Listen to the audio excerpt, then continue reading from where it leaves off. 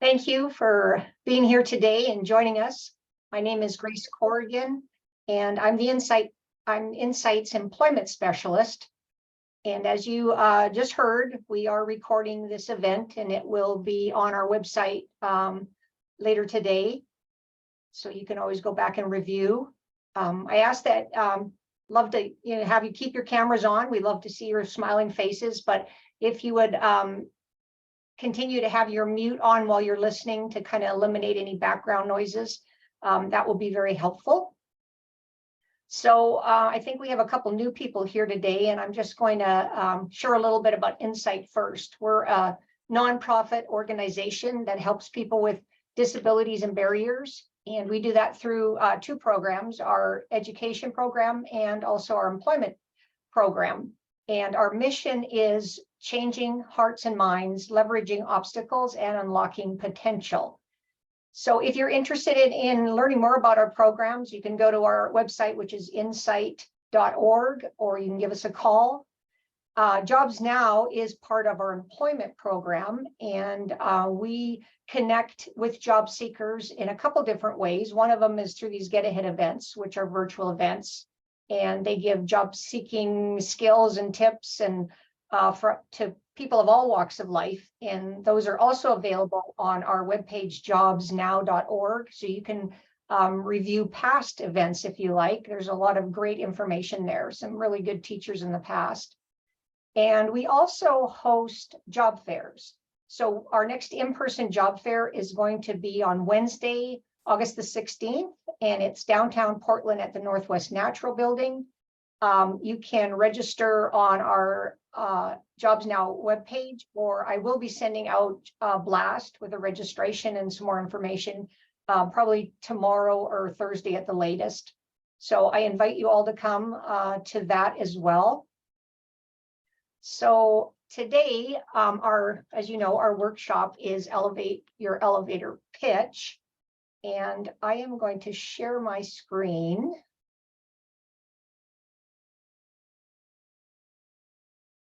So hopefully everybody can see that. All right. So today our goal is to learn how to create a powerful elevator pitch. So keep in mind, your pitch is a work in progress. And as you work to develop it, you might very well change it up multiple times. And if you already have a pitch, no problem. Hopefully, we will take it to another level. So first things first, why is an elevator pitch important? Why is it a valuable asset to have as a job seeker or entrepreneur? And the answer is because, number one, within a very short window of time, you can communicate the most important aspects of what you're capable of doing to a potential employer, or as an entrepreneur, what services or products you or your business has to offer. So, very short window of time. Keep this goal in mind as you begin your creative process. Sometimes situations arise and you really only have a couple seconds to make a pitch. So you want to be ready, and that is of the utmost importance that you can seize the moment and make a great impression because, in fact, you're prepared. So number two, a great pitch is also a valuable networking tool. So the majority of open positions are never posted on job boards, but rather are filled in-house or through networking. Having a well-developed network not only opens up jobs for you, but it also provides you with an instant connection to companies that you're interested in. If you're able to make a positive impression by delivering a great pitch, your network connection could be helpful in providing references. And then also, if you happen to be shy and you don't like to talk to strangers, you can work on overcoming this by creating and learning to deliver a great pitch that opens up the conversation for you. So your pitch is basically an icebreaker statement, and it can open up a channel for you to become a skilled networker. All right. The reason it's called an elevator pitch is that it should be short enough to be presented in a short elevator ride. You're looking at approximately 30 to 45 seconds, or maybe 1 minute if the happens to be a 60-story building. An elevator pitch is basically a sales pitch. You sell yourself to someone with a quick synopsis of your background, experience, and purpose. And then when you're all done, they should know who you are, what you do, and what you hope to do in the future. As a job seeker, you have to think of yourself as a valuable product and use a marketing mindset to define your value. Your goal is to present your strengths and share the excitement and the anticipation you feel about providing the value and the results that you can deliver. Now, whatever you're selling, whether it's yourself to a potential employer or your products and ideas to a potential client, you're essentially trying to persuade other people to see things in your perspective. Elevator pitches are great conversation starters for any new encounter, whether it's business or social. You share who you are and you open the door for an exchange of thoughts and ideas with someone you meet for the first time. So before we go on, I'd like to state that an elevator pitch is a personal creation. They are as unique as you are. So in this session, I'm going to walk you through a series of slides with steps that end up creating an elevator pitch for me. Your elevator pitch will, of course, have different content than mine because everyone has their own skill sets and background experiences. The steps I take to get to the end results can be applied to any job seeker or entrepreneur. All right, so let's begin the journey. Let's board the elevator and move upward. So how to write an elevator pitch. Today, I'm going to cover 4 basic steps in creating an impactful elevator pitch.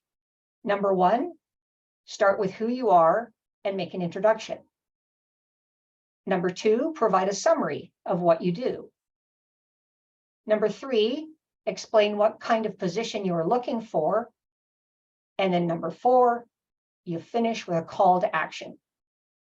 So these 4 simple steps will take some self-searching, which includes work history, as well as your goals in the future. And then some creativity on your part to simplify who you are, what you do, and what you want to do in less than 1 minute. One of the biggest mistakes you can make when pitching yourself is to overwhelm your audience with information.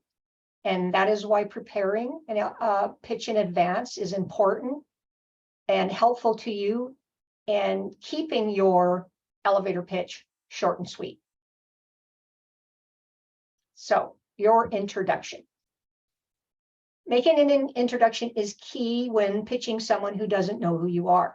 So, you start with your full name, then your title if you have one. For instance, hi, my name is Jane Doe and I'm a nurse practitioner. Or, hi, my name is John Doe and I'm a web designer.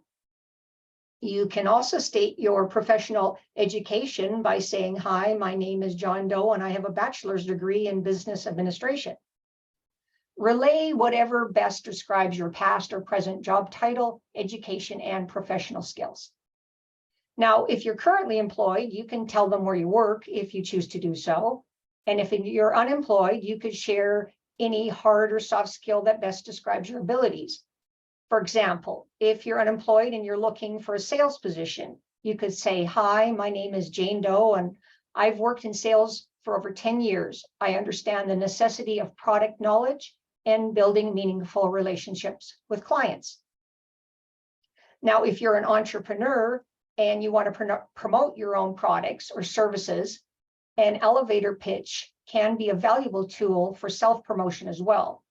Your introduction might say, hi, my name is John Doe. I'm a computer engineer and my business, Technus, designs cutting-edge technology. Elevator pitches can also be used to sell the company you work for. And if that's the case, you might want to share where you're currently employed, what you do for them, and then proceed to share your company's services. So done right, a short, thought out, well-written elevator pitch helps you to introduce yourself to career and business connections in a compelling way. It's a versatile tool that can help you land a job, connect with colleagues on your first day of work, build your network, or sell your company's products. So just to remind you, I'm going to create my elevator pitch as we go through these slides. And then later I'm going to share it in its entirety.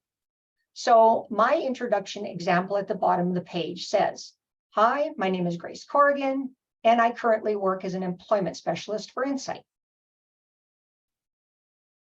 All right, so next we're going to add a summary of what you do. Here, your goal is to focus on the essentials and tell them what you do. Be positive and persuasive with your limited time. Even though it's a short pitch, your presentation should be compelling enough to spark the listener's interest in who you are, what skills and background you have, or even what ideas you might have. So here I've listed a few ideas of what you could include in your summary. But these are just suggestions, and you're going to have to choose which statement best describes you, as you're probably not going to have enough time to use all of these ideas.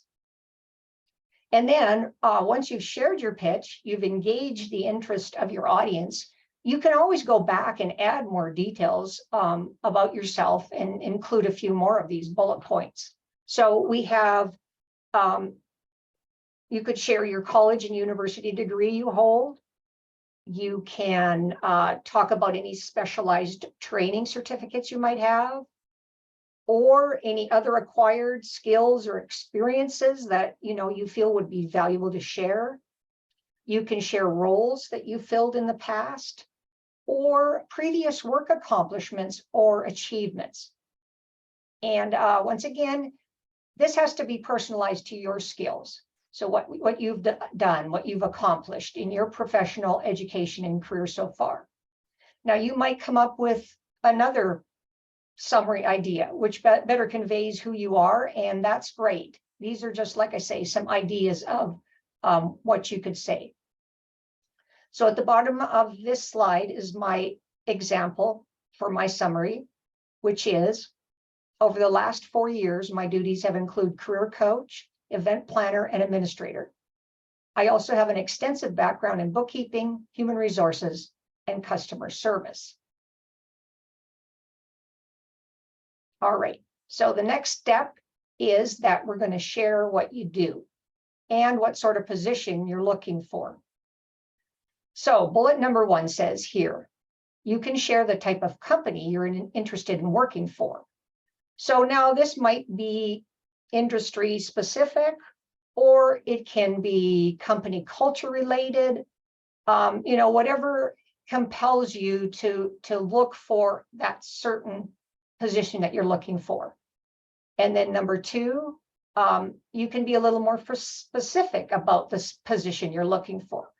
For example, is there a certain title you want to fill? Or perhaps are you open to learning new skills and expanding your knowledge and your value in the company? You can also let them know whether you're interested in working full-time or part-time. So bullet number 3 says you can share a career goal you hope to achieve. So always be positive and flexible when you're sharing your future aspirations. Speak to your future goals and the impact you want to make on your next job. You are often not interviewing for a specific position when you deliver your elevator pitch. So you want to appear open-minded and flexible. Now, whatever you do, don't lead with stuff you don't want to do or you'd rather not be doing. For example, if you don't want to travel for work, that's completely legitimate, but you should not volunteer that information right off the bat, because this is your chance to make a positive first impression with a potential employer or client. So don't misspend your time being negative, as I say, and saying things that you don't want to do. So at the bottom of the screen here is my example of the position I'm looking for. And I say I would like to work for a nonprofit in a leadership role that allows me to utilize the many skills I've acquired over the years. All right, next step is you're going to tell them what makes you unique. This is where soft skills come into play, and you disclose positive attributes such as empathy. And empathy, as you know, is the ability to understand and share feelings with others. And this is something that's developed over years, but it is a very valuable skill to have. And it kind of leads into good communication skills. And recruiters love to know that you're able to listen and be attentive to others and to work to understand other people's needs, which then goes into problem solving, which is another valuable asset as an employee. As I say, this is a good place where maybe if you stand out in a specific skill, that this might be where you would want to address that. Now, bullet number 2 says that you can share your personal passions, hopes, dreams, and aspirations. So you can share your passions and desires, but don't go overboard. Keep it simple and concise. As in the beginning, I said each of us has our own story to tell, right? We have our own path in life. We have our hopes for the future. So we need to keep our target market in mind when we're relaying our elevator pitch, because each new encounter we have is going to be with a different person from a different background or different level in a company. And for instance, you might not say to a CEO of a company the same thing that you would say to a lower level employee of that company. And you might not necessarily want to share certain personal aspects about yourself for the first time with an acquaintance you've just met. And that's okay too. So you want to only share what you're comfortable with. All right, bullet 3 suggests that you speak about how you positively impacted a business, customer, or coworker. So you can share a great accomplishment you had in a certain area or position. Once again, keep it short, keep it concise, because if you spark their interest, you can always add details. You know, if they ask you about, hey, well, you said this, can you tell me a little bit more about it? And you can fill them in there. I do encourage you to make a list of your highlights, of your work experience, of your volunteer experience, so that you kind of have that list already in your mind. And that way, when an opportunity arises where you believe it would be beneficial to share this information with them, you can do so. And I'm an advocate for journaling. I keep a resource book, I keep worksheets, and actually that was the way I was able to create a resume that conveyed my many accomplishments after working for 20 years as a bookkeeper and office manager. And trust me, as you get older, you forget some of the positive ways you've impacted businesses you've worked for. So as I say, jotting them down is always a good place you can go back and reference. So my example for this section says, my passion is to help people unlock their potential, thereby improving the quality of their lives. All right, so we're on to step 4, and we're going to finish with a call to action. So we need to definitely include this compelling hook. It's an intriguing aspect that will engage your listener, prompt him or her to ask you questions, and basically keep the conversation going. So some of the ideas I have here for a call to action are: ask about any opportunities they might have that would fit your skill set, or ask them if you can set up a future meeting with them. Now, both of these, of course, will be different in different situations, whether you're talking to a recruiter or a new business contact or a possible client. So whatever you're hoping to gain in that 30 to 45 second encounter should direct your call to action. All right, so bullet 3 here kind of suggests something a little bit different. And it asks about it says that you ask about doing an informational interview at their company. Now, if you've never done an informational interview, I highly suggest you do so, especially if there's a particular company you want to work for. Now, an informational interview is an informal conversation you have with someone working for a particular company you're interested in. An informational interview is a high impact opportunity for you to gain valuable information for your decision making. The bonus is that you are the interviewer. You are the one asking the questions about the company, its departments, and its culture. Now, you might not be interviewing to get a job, but you will walk away with information that'll help you make wise career decisions. And even if you don't speak to someone in your particular field, you get firsthand relevant information about the realities of working within that company. You may even find out about career paths that you didn't know existed. So I encourage you, if there's a company that you really want to work for, you contact the HR department and request an informational interview. So at the bottom of the screen is my example for my call to action, and it is, would you be open to meeting with me in the future to discuss ways in which I might be able to join your team and prove to you how how I would be valuable asset to your organization? All right, so here's my elevator pitch in its entirety. It says, hi, my name is Grace Corrigan, and I currently work as an employment specialist for INCIGHT. Over the last 4 years, my duties have included career coach, event planner, and administrator. I also have an extensive background in bookkeeping, customer service, and human resources. I would like to work for a nonprofit company in a leadership role that allows me to utilize the many skills I have acquired over the years. My passion is to help people unlock their potential, thereby improving the quality of their life.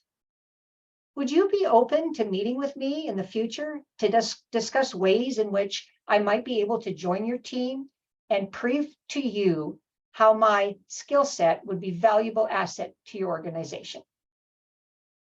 So this elevator pitch is probably a bit too long and could be shortened. Because it's a workshop example, I wanted to include a statement for each step I took in demonstrating how to create a pitch. And then I ended up with it being probably about 10, 15 seconds too long. Hopefully, though, you get an idea of what I'm trying to do with each step in building an elevator pitch, and that this process will be helpful to you. So, why we're here today, your elevator pitch. Now, first, I recommend you write it down on paper. Jot down your thoughts, your ideas, and then go back and format your words in a short, sweet 30 to 45-second presentation. Second, your goal is to make your elevator pitch interesting, memorable, and clearly expressed. Third, it needs to demonstrate your experiences, capabilities, and expertise. As I said in the beginning, it needs to reflect who you are, what you do, and what you hope to do in the future. And even though the thought of creating your elevator pitch may be a little bit daunting, push through and create something. Get it, as I say, write it down on paper and get it going. Here, bullet 4 suggests that after you draw up some thoughts, that you share them with an employment specialist or career coach to assist you in creating your presentation. You could also ask a close friend, a colleague, a family member, someone whose opinion you respect. I really do encourage you to share it at least with one other person for a second opinion.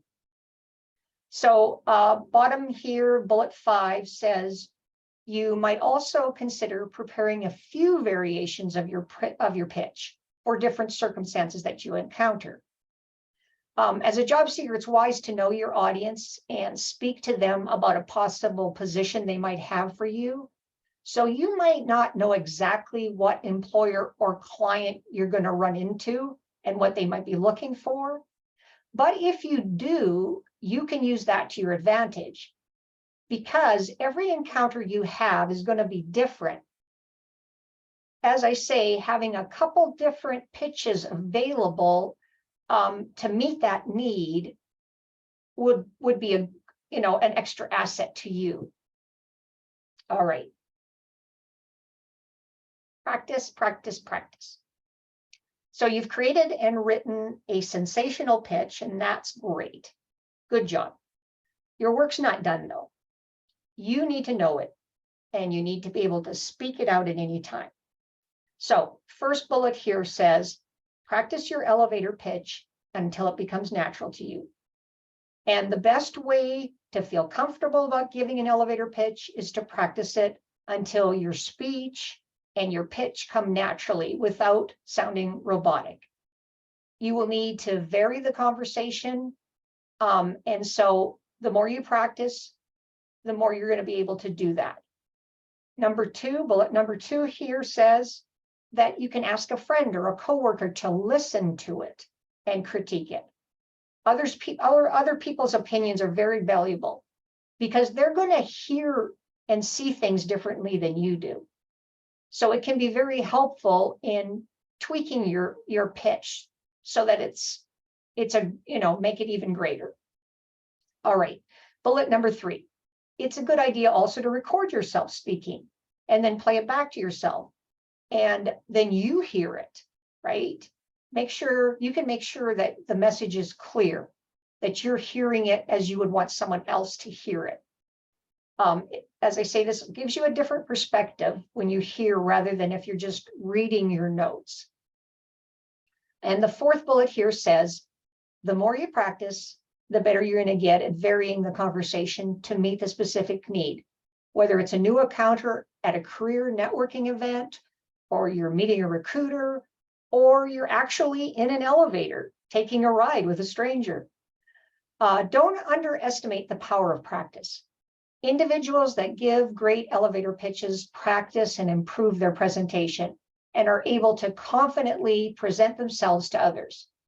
So don't wing it, practice and improve it so that you get the maximum impact from your presentation.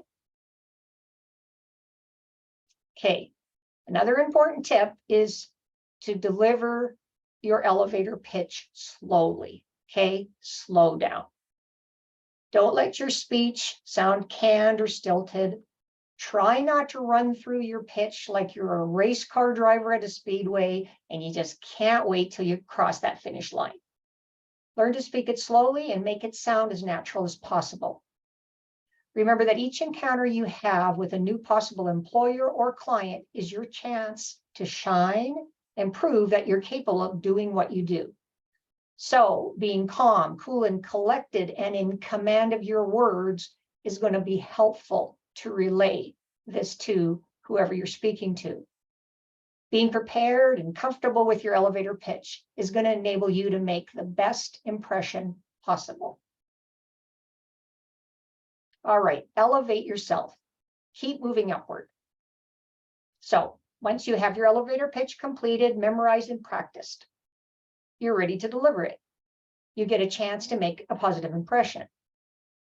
So this next step here is your upward progression in that now they, the listener, get to respond to your strategic pitch. Depending on how the individual receives your pitch, will designate what doors of opportunity are open to you. Bullet number 3 says, answer all of their questions honestly. So don't exaggerate about your abilities. Just, be clear and precise and tell them exactly what you are capable of doing. Bullet 4 says it's important to then keep the conversation going. Ask questions about their company and how you could possibly be a part of the team. Show an interest in their company by asking questions about like their work culture or maybe their community impact. So this is where you can elevate yourself and keep the conversation moving upward. Bullet number 5 says, remember to stay positive and open to new possibilities. So if the person happens to suggest a position in their company other than what you planned, keep an open mind and hear them out. Often there's great potential to move up in a company once you're hired, and you might end up where you initially wanted sometime in the future anyways. So last bullet on this slide says it's handy to have a business card ready to share with your new contact before you part ways. Now, if you can't afford a professionally printed business card, you can make your own. Just buy some cardstock and you can print it at home. You need to include your name and contact information on it. It doesn't have to be fancy. It just needs to let them know how to contact you. And then, of course, if you have a resume to share with them, that's even better. You can also, if you don't have either of those, ask for their business card, ask for their contact and let them know that you're going to follow up with an email or with your resume or information they might request from you. So common mistakes to avoid. So number one, trying to cram too much information into your pitch. Okay, 60 seconds is not enough time to include everything you've ever accomplished. It's not enough time to explain all the details.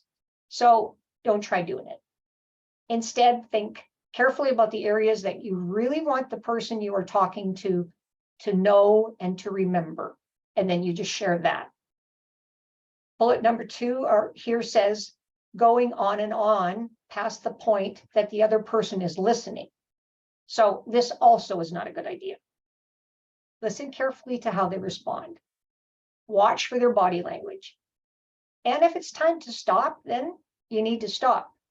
Now, if the other person goes on to show interest in you, then, by all means, continue the conversation.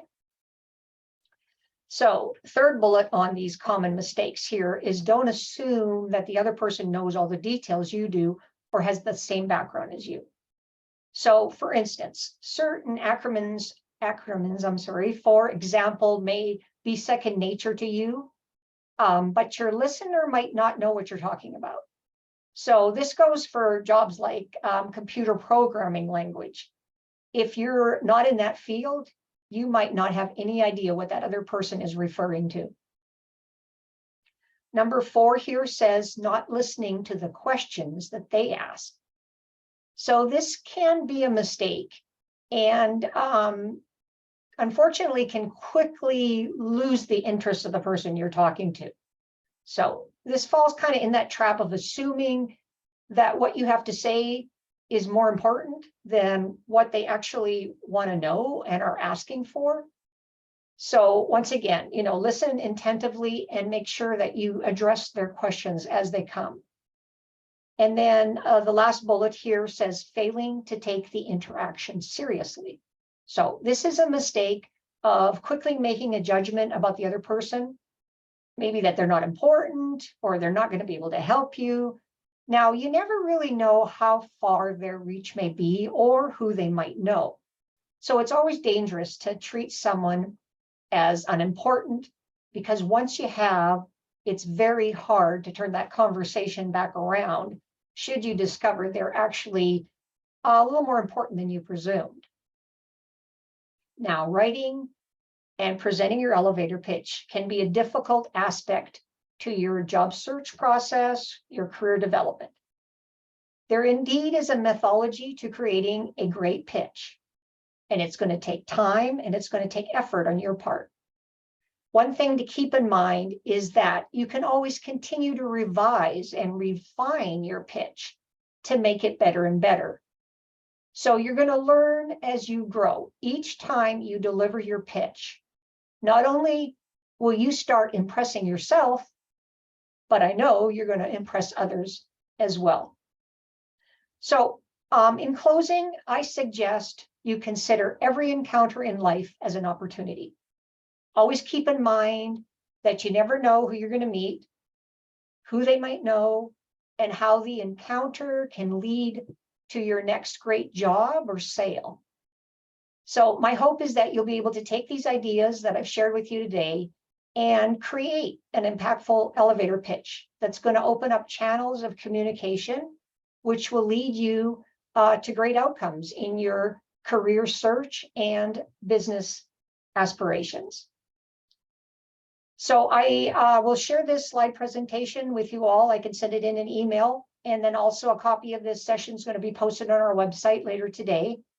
I'm also open to reviewing your elevator pitch once you've created it. So if you would like, you can email me at grace.c@insight.org, and I'll gladly do so. If you would like that, please include your resume so that I have a greater understanding of who you are and what you do, and that'll help me better assess your elevator pitch. So I am going to go ahead and... We have a few questions in the chat, Grace, and I'll let you look at them. Okay, I am trying to get my screen. There we go. Great. Okay. Okay, Pia, do you want to run through Sure. some of the first I'll read questions? them to you. The first one is, how do you convert your passion into a business-oriented statement?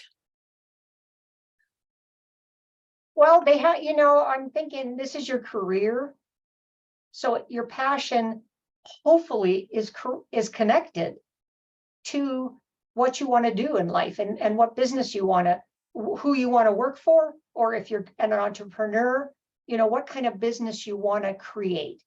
And I think if you're, you know, you have to be passionate to be successful, right? Like that's my belief.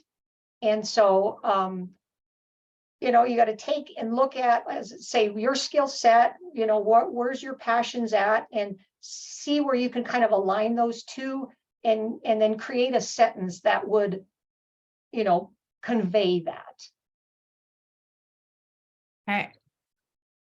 And how do you convey both business leadership and execution so the listener knows you stand and deliver? And the person that asked the question, if they want to add more to that. Yeah, that might be helpful because I'm not quite sure. So if you want to unmute, who was it that asked that, Pia? J.W. Strohecker. Yeah, I'm sending you an email right now. So I'll ask you directly in the email so I don't bore other people. But this is meant to be more B2B. I like your passion approach, and I grabbed it, parts of it. But you know, it's hard to convey passion in a business setting. So I guess that would be the general question. How do you convey passion in a business setting? Thank you. Okay. Well, you know, I think if you're passionate about anything in life, you try to excel in that, right? Like you try to really do your very best. And you try to, you know, learn if you have to, like if you're not doing something quite as to the level that you'd like to, well, go back and do some research, you know, take some classes, night classes or whatever, like whatever your passion is, I would think you would want to, you know, develop that skill set, right? To be the very best it could be. Now, in business, you know, it's lovely if our absolute passion is what we do and that's where we work. And sometimes it's not. I mean, sometimes we have to get a job. We got to pay the bills. And so we're not exactly, you know, our passion isn't able to come out fully. But I don't think that should deter us from not still being passionate about it. And, you know, as you, even in my job here, I've been here 4 years, you know, I was hired to find some employers in California and to come to a job fair in California. And I, you know, things have so evolved, and I've over the years been able to use so many of my different skills, you know, and it's give me an opportunity to see, oh, there's other things I can do that I really like to do. And so my passions have kind of changed because I've been opened, like, to, okay, I'm not locked in this little box, right? And I'm going to do whatever my employee asks me to do to the best of my ability. And hopefully that's helpful to you. If you're sending me an email, great. Let me, you know, I can ponder upon this a little bit, this question as well. And then the final question is a really nice one too for everybody to hear about. But how do you provide metrics without being boring or sounding like you're bragging? Well, truthfully, if you have done something great and you have some numbers to give, then I would say brag about it, right? I mean, you don't want to be boastful. So I'm not saying to do that, but I'm not saying like to short sell yourself either. As I say in the very beginning, remember I said you are a valuable asset, okay? And only you really know your value. And if you don't share it with the person you're talking to, how are they going to know? And I mean, you know, you say, oh yeah, I'm pretty good at that. Well, where does that get you? But you can say, you know what, I excel here. Matter of fact, you know, I changed my company and, you know, made, you know, $1 million or whatever it is, right? And it's okay as long as those numbers are truthful. Like, because if you get, if someone's going to be looking at you to hire you, and then they look at your resume and they perhaps call that company, so you want to make sure you don't exaggerate. But I would definitely say, if you've made some great accomplishments, then, share them, use that to your asset. Yeah. And then Pia and Scott, if you have anything, great knowledge to add to this, please feel free. I guess sometimes I also think with the same mindset of you don't want to be boring or sound like you're bragging, but if what you have to say about your accomplishments or your passions are something that's, unique to you, but special and interesting, it's also something that might remind the person of who you are. So they're being introduced to you, they're hearing about what you're interested in, and then you tell them that you have a passion in whatever it is that you're saying. It's like, oh yeah, and I remember Grace Corrigan. She's a really neat person. And she told me about how, whatever it was, like that little nugget that just pulls you in, and then it reminds them, so that when they get your email later on, or when they reach out to you, they remember who you were. Yeah. And you guys, recruiters and employers, are always looking for people that show results, that have something that they've done already. And then they think, oh, they can bring that to my company, right? So, I mean, like I say, that's an asset to have numbers and accomplishments, and, not to be shy to share them, right? Just like, matter of fact, this is what I've done, and I can do this for you.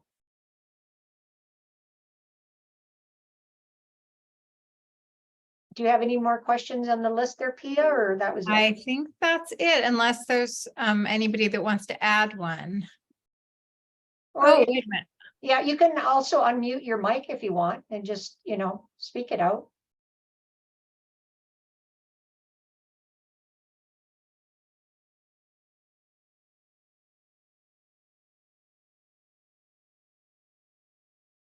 Scott, Scott Hatley is our CEO here at INCIGHT. Did you have anything that, any wisdom would like to add? I don't have any direct wisdom off of your presentation, Grace. I think you did a fantastic job. And I think you covered all the bases. But, I think you probably highlighted there's just so many nuances even to the elevator pitch. And it's really just kind of, I think, knowing what your audience is. And I know you hit that, Grace, and just what you're trying to achieve as well. And it takes time to perfect it. And it takes a little bit of finessing here and there, and you have to change it up over time as your interests and focuses change. But yeah. Well, it's kind of like the resume too, right? You guys probably don't just have one resume, or I hope you don't, because each job you apply for, you have to tweak that resume, right? Especially if it's online application. You've got to match some keywords, and you've got to, get to the top of the pile. So, like with an elevator pitch, it might maybe have, 2 or 3 different angles, so that when you meet someone and you kind of know, okay, that this person is looking for this particular, position, that you would use that pitch. And then, like in my case, I've done quite a few things over the years, so I could get a job as a bookkeeper. I mean, I have 30 years background. I could get a job as an employment specialist, because that's what I am right now. So I would would say I would almost have to have then a couple different elevator pitches that would focus on, okay, these were my accomplishments as a bookkeeper, or these were my accomplishments as an employment specialist. And that way, if in fact I was looking for a job, Scott, don't get worried, I'm not. Then I would, as I say, I'd know my target audience, and I'd have something to speak to that position that they were looking for. Yes, Ginger. Hello, this is great presentation. Thank you. So to your point just now, if you have a pretty broad experience like you're talking about, and you're not focusing one particular kind of job. So like I've done marketing, project management, and creative direction. And if you're at like just a general networking, function event, is it best to just pick one kind of pitch, like focus on project management? If you're open to different, or do you just include that in your elevator pitch? Yeah, well, like when I created mine here, I was trying to cover everything, kind of like I'm meeting somebody, I don't really know what they have, but I want to know them. I want them to know what I have. So I listed 6 different titles that I've had, right? Right. And that way they're like, oh, you did bookkeeping, or oh, you did event planning, and then so I would say no, at a networking event, I'd say you should have one that in 45 seconds tells them like what you've done, right? Not the details, but at least, what your schooling is, what your history and your employment history is, and, what you're looking for now, right? And as I say, when the company I was working for 30 years, they closed down. So I thought I was going to retire at that company. And then all of a sudden I'm like, okay, what am I going to do? And at first I started looking for bookkeeping jobs. And then I got thinking, you know what? I don't really want to do bookkeeping anymore, And I've always helped with nonprofits over the years. I've volunteered at many nonprofits. And so that kind of got me in the thought, well, maybe I should expand, right? Maybe I should share my other skills with people rather than just bookkeeping. So I went to a Jobs Now job fair 4 years ago, and that's exactly what I did. With one of the employees at INCIGHT, I shared pretty much my pitch, what I did right now. These are the things I can do. Hey, how can I fit in your company? And even though INCIGHT was not hiring at the time, that gentleman said, I want to meet you in my office next week. Just because like I said, laid it out and said, okay, this is who I am. These are the things I can do. How could I do something for you? And so, I think like we got to take opportunities when they come, right? Especially as a job seeker. If you've been job seeking for a while, you can get discouraged. And so this is just like, okay, I'm encouraged in myself. I know I'm valuable. And like I say, it's keeping that positive, I think that positiveness going, right? That like, okay, I'm valuable. I'm going to make a good employee. Mhm. And then just conveying that. Okay. And is it useful also to basically, I think I have kind of an elevator pitch on my LinkedIn profile at the about section at the top. Sure. Is that kind of a good place to put that also? Oh, absolutely. Because Okay. that's really what that LinkedIn thing is right? Like a Right. little short 1 paragraph. Okay, this is who I am, sparks their interest, and they say, oh, and then they scroll down further in your page, right? Figure out how to contact you, that kind of stuff. And so Okay. that's, really what this is. And of course, when I say, you're selling yourself, I'm not saying car salesman sales, where, like the people just can't wait till you get off their back, right? It's like, no, you come with your personality, your smile, your positivity, and you just say, okay, this is who I am. You lay it out. This is who I am. And hopefully, like I say, they'll go, oh, well, tell me a little bit more about that. Or, this elevator pitch should be a conversation starter, right? And it could lead to great things, and maybe it doesn't. Maybe that's just your time to practice your elevator pitch. And the next guy is going to be the one that hires you. So I kind of stated that, every encounter, like try to get as much as you can out of it, right? And just see where it goes. Okay. Thank you. Welcome. And we have a hand raised, Jim Silver. Yeah, hi there. I had a question about how do you know your audience when you're at a job fair or a networking event? They're a complete stranger. You don't really know it, and you're supposed to introduce yourself right away. So you kind of have to lead with the elevator pitch, but how do you know which one to use? Well, that's what I'm saying. I think, and even like Ginger was asking about that general elevator pitch. that you're going to use at a networking event where you have no idea. You're just trying to walk up to someone and say, hey, my name's Jim, like that kind of thing. And then share something about yourself. You start the conversation by sharing something about yourself. Now, if you're going to a job fair and you're going to talk to somebody, say at Amazon, you should, before the job fair, you should have researched all the employers that are coming. And you should, know what they have to offer, right? What jobs they have to offer and what you can offer them. So that's where I'm saying sometimes it's getting down to a little bit more specific. Like if you're really going after a position, then you probably want to stick with, your skill set, your education that speaks to that. But, you're right. Sometimes you don't know your audience, but other times you do. And that's where you can use it to your advantage. You can also, if you want, just say, hey, Jim, my name is Jim, and tell me something about yourself. I mean, that kind of opens the door too. And then once they've shared something about themselves, then you can go ahead and deliver your elevator pitch.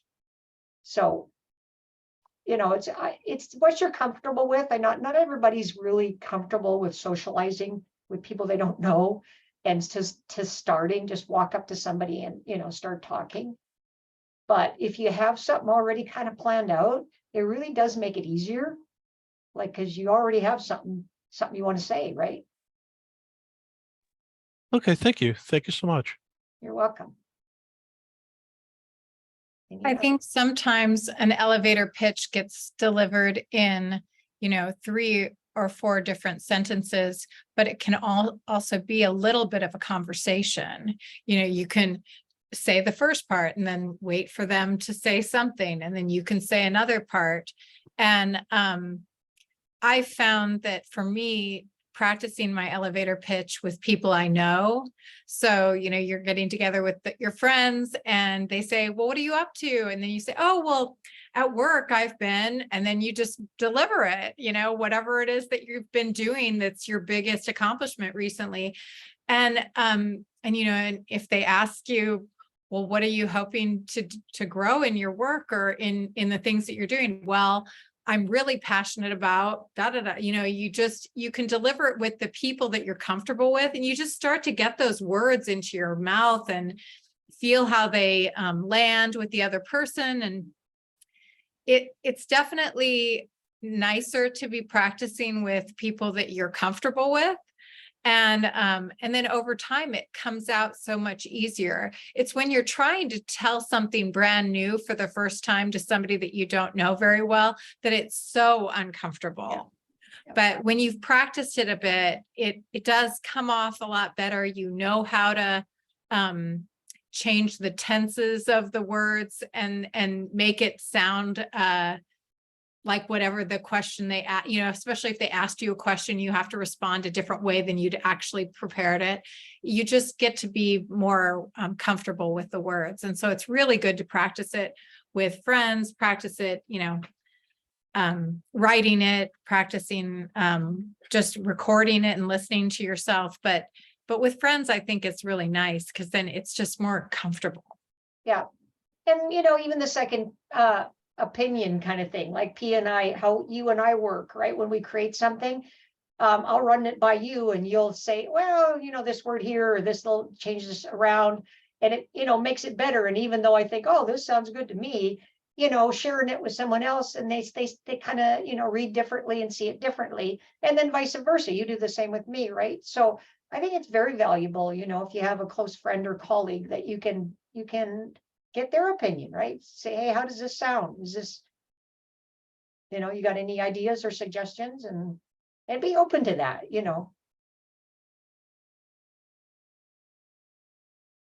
Alrighty. Anybody else have anything else?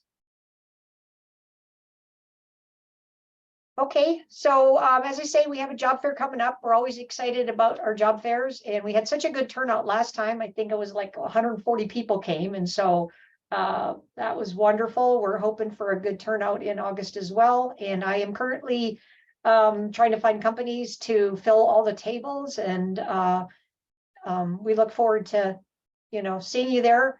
If you get a job before then, I totally understand why you're not yourself there, and I would love to hear that. If you do, shoot me an email and tell me. Otherwise, as I say, we will have this recorded later today. And then if you want to share your elevator pitch with me and your resume, I would gladly, take a look at it and give you my ideas and suggestions. All right. Well, thank you so much for being here today. And you have a great rest of your day. Bye-bye.